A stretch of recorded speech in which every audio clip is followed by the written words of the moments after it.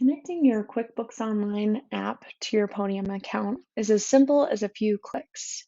When you're logged into your Podium account, you can navigate to the marketplace by clicking the plug in the top right corner. You'll then see the QuickBooks Online listing.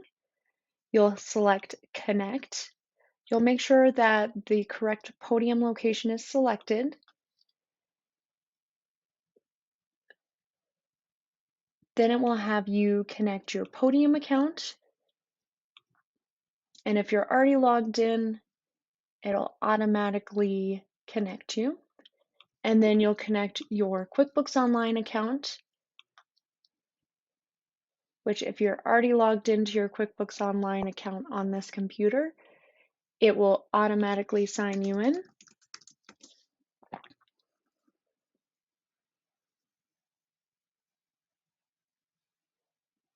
And then you'll make sure that the correct country is selected. And then if you want payment right back included in your integration, you'll check that box. Then you'll click Finish, and I'll ask you if you want to add automations. And I'll give you the option to request a review after an invoice, after an order is paid, after a new customer, and then after a new sales receipt.